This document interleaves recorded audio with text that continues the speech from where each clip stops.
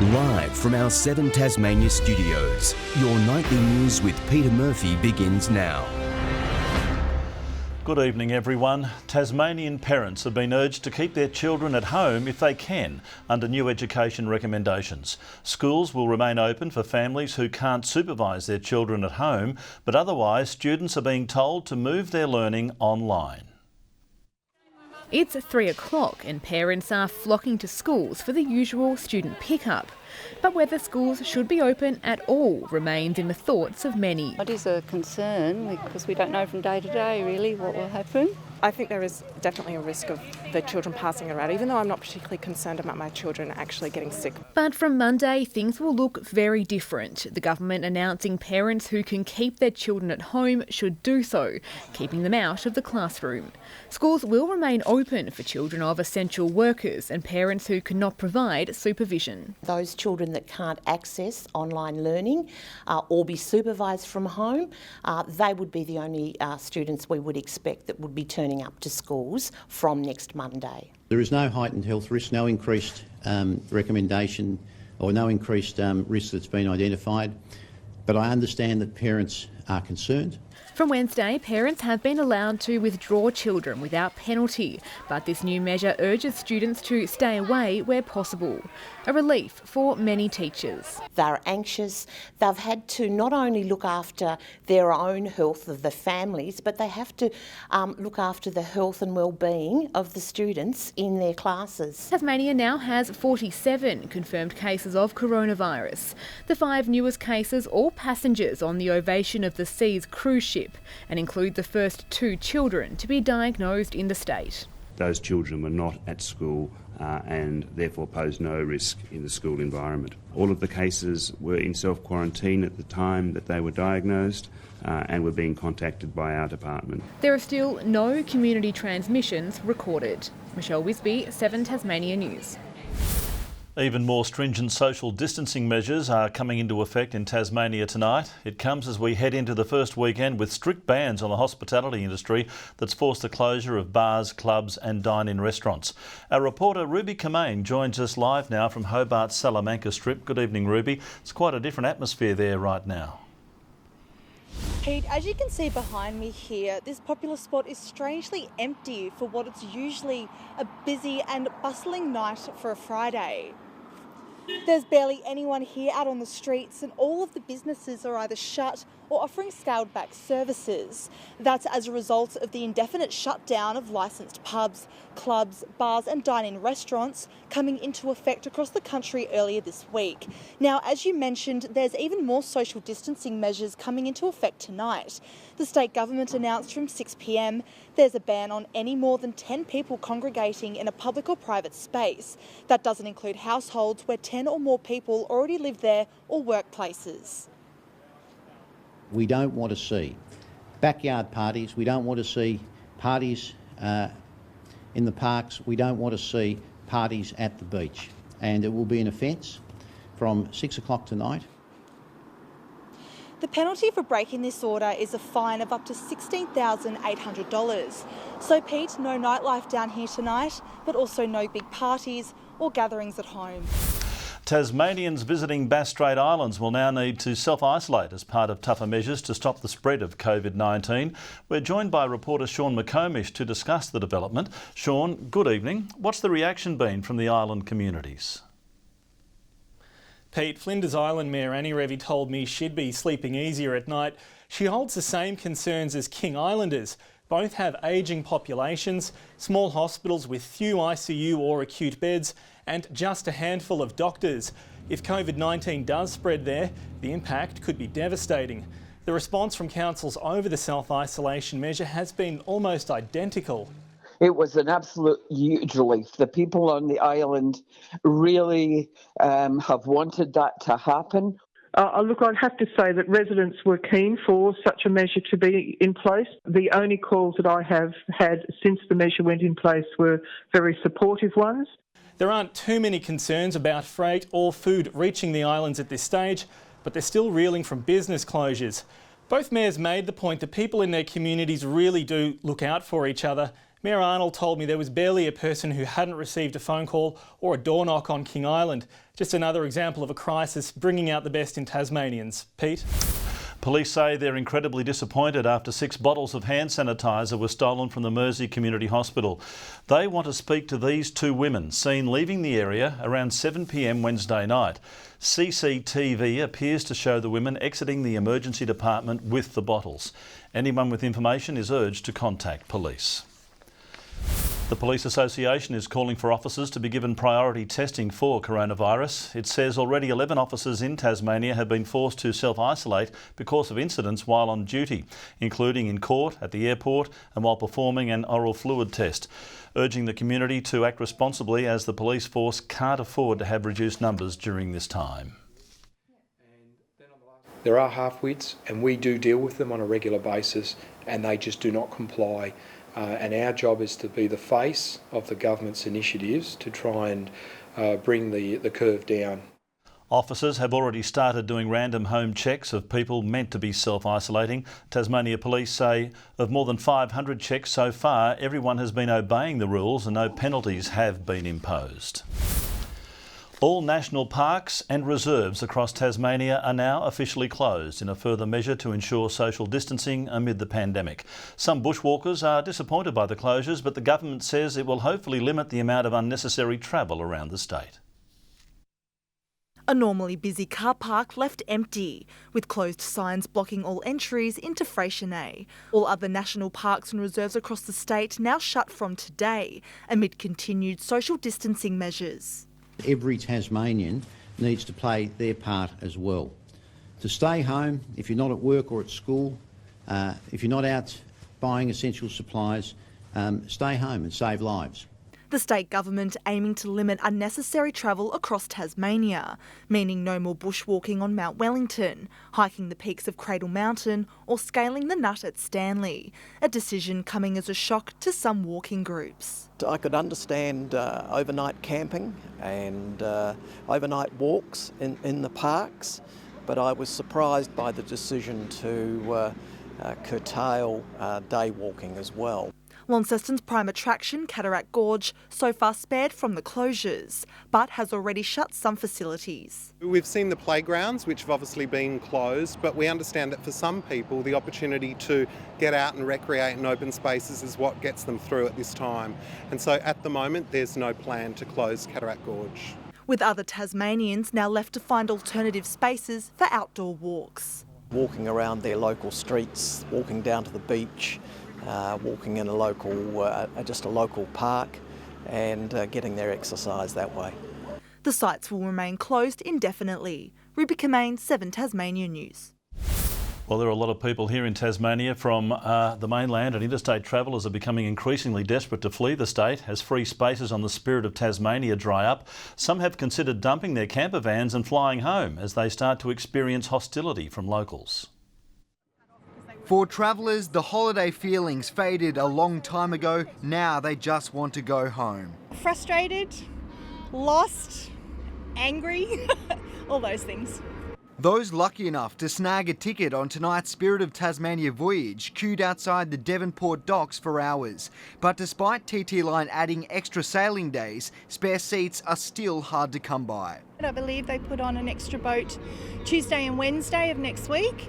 But I think they're both full now anyway. Just up the road, those who can't board now lie in waiting. All our guests that are staying with us are actually waiting to go on the boat. As desperation grows, tourists are even prepared to desert their luxury motorhomes while they flee the state. We have had inquiries of people wanting to leave the caravan if they can get a flight out.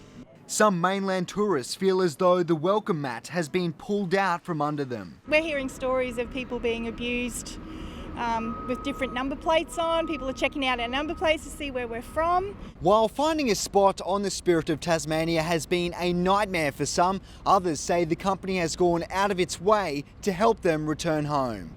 Didn't matter what question I asked, they had an answer for it. This free campsite in Westbury has become a haven for travellers in transit. I've been here for around about a week and a half, maybe 2 weeks, because I've had mechanical problems. But from mid-next week, caravan parks will become ghost towns as a government ban comes into effect, leaving some to ponder where they'll sleep before their journey across Bass Strait. From Wednesday, we're back to being the true definition of a nomad, I suppose. Garth Burley, 7 Tasmania News. The recent drop in global oil prices is finally beginning to have flow-on benefits at bowsers across Tasmania. In East Devonport, motorists happily joined service station queues today as the price for unleaded fell below $1.10. Burnie, Westbury and Brighton also had some of the cheapest prices in the state. It comes as interstate prices plunged to less than $1 a litre earlier this week. Mandatory quarantine is coming into effect for anyone who arrives in Australia from midnight tomorrow. The new rules mean people arriving from overseas will be forced into a provided hotel or accommodation for 2 weeks before they can go home. It will be enforced at the passenger's point of entry.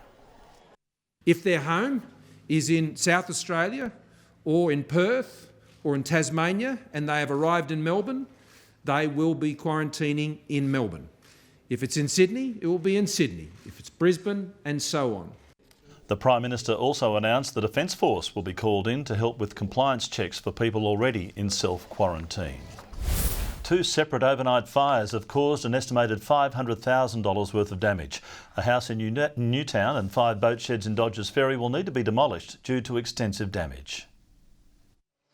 Police and fire investigators walking through the charred remains of this Newtown property. Emergency services called to the Clarendon Street home shortly after 2 a.m. 3 crews attended, 2 from Hobart and 1 from Glenorchy, and the house was fully involved in flame on their arrival. The property, with high fences and security cameras, unable to be saved. Neighbours on either side temporarily evacuated as crews battled to get the blaze under control.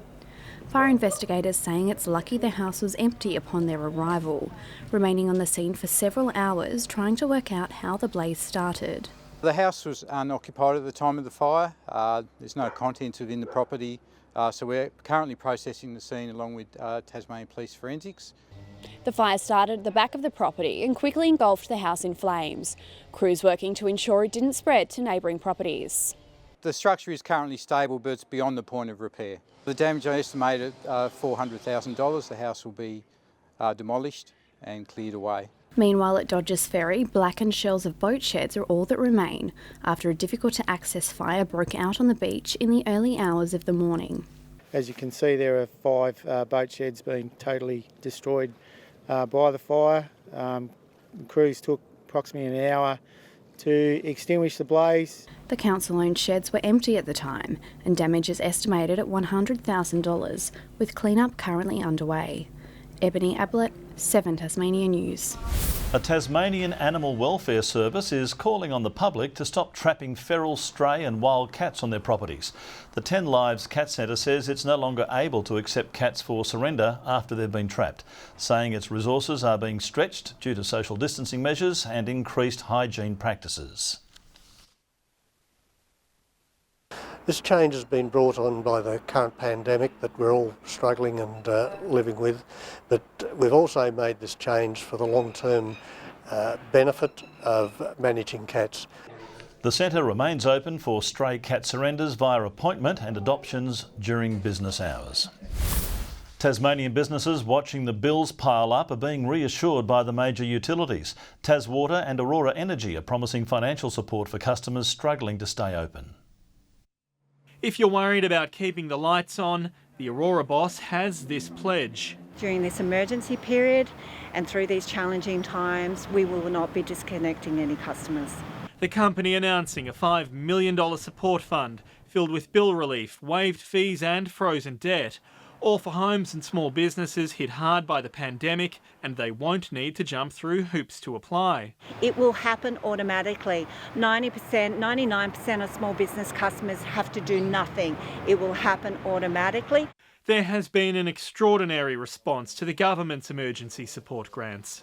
They opened at noon yesterday. We've already received 829 applications and 500 of those were approved overnight. Taswater too will give full water and sewerage rebates for select small businesses over April and June. A 12-month price freeze will follow for all customers. And in Launceston, the City Council is proposing an $8.5 million commercial lifeline. half of it in rates relief. Businesses around who are in the hospitality, the restaurant, cafes, all those sort of businesses that really are impacted at the moment with the trades. The Chamber of Commerce says the measures will save businesses. Closed shop fronts have left its boss devastated, but determined. Awful. Bloody awful. You think we'll get through it? Oh, we will. We have to. We have to. There is no alternative. The package will go before a council vote on Thursday. Sean McComish, 7 Tasmania News. Horse racing in Tasmania has dodged a bullet after COVID-19 test results on jockey Mark Zahra came back negative late last night. Tas Racing was waiting on the results after Tasmanian jockey Anthony Darmanin was exposed to Zahra in Victoria. Wednesday night's meeting at Mowbray will now run tomorrow, with all scratchings to be re-engaged. It's a replica meeting of the Wednesday night meeting that was suspended, and all the races will be run and gives all the industry participants an opportunity to earn some money. Sunday's meeting at Elwick will also go ahead as planned. Interstate, the negative test result means racing will resume in New South Wales, Victoria and Western Australia as well. With motocross competitions grinding to a halt, a Tasmanian rising star is tearing up his backyard track until the borders reopen. Brodie Ellis is set for a year like no other, with a new team and a new goal of racing in America. With sweeping views of Breadalbin, this is bliss for Brodie Ellis. The 19-year-old has blitzed these backyard bends since he was 5. Yeah, rain, hail or shine, I normally get out in the track every 3 to 4 times a week. He hopes to be on a plane soon enough once the MX Nationals, the country's premier motocross championship, starts up for 2020. This year, Ellis is moving up to the open age MX2 class and he's keen to impress after joining a new team, SB Motorsports, for the season. Having them guys around me will be great, knowing my bike's 100% every time on the line. Ellis has raced at tracks around the country for 10 years, but his dream is to reach the skies of the Pro Motocross Series in America. Yeah, that's the biggest, the best in the world, that's where those guys are. Ellis knows making it there means taking a few hits along the way. Obviously winning's the best, but you also got to like losing too, because otherwise you're not going to go anywhere. And he'll be here until the pandemic is in the past. Good evening. High of 22 across Hobart and Launceston today. Devonport 20, 19 at Burnie. A high of 21 about Smithton, Friendly Beaches and Ooze. 23 was the state's top at Flinders Island and 20 at St Helens. On the close-up shows low cloud across most of the state. Further out, a middle-level cloud band is over WA with associated thunderstorms. Elsewhere, skies are mostly cloud-free. Tomorrow, a cold front moves east over South Australia with low-pressure troughs about the northwest of the continent. Northeasterly winds tomorrow 10 to 20 knots, swells up to 2.5 metres in the west and south and below 1 metre in the north. A strong wind warning is current for the lower east coast and the central west coast. Tomorrow's forecast now, 26 and sunny at Hobart, Medina, 24 Oatlands, partly cloudy. In the north, Launceston 24, Devonport light drizzle and 21-16 at Lyweenie. Burnie tomorrow 20, mostly sunny at Strawn, Marrawar 22. St Helens 22, Swansea partly cloudy and Orford 23. The UV forecast moderate 5s across the state. Looking ahead to the 3-day forecast, Sunday showers developing about the north and west during the morning. Monday showers contracting to the north and west and the west and far south in the evening. And Tuesday showers about the north and west, fine elsewhere. Capital cities an early shower or two in Perth tomorrow. Melbourne mostly sunny and 27 and Sydney partly cloudy. And currently Hobart 17 with cloud clearing, Launceston 19 and Devonport 17 with a possible light shower. That's all for weather tonight, Murph. Thanks very much, Jackie. Well, that's all the news for now as well. It has been a challenging week for everyone. I hope you're all coping as best you can. Please follow the advice from our leaders and health professionals and have a safe weekend. Stand by for the latest from 7 News. Good night.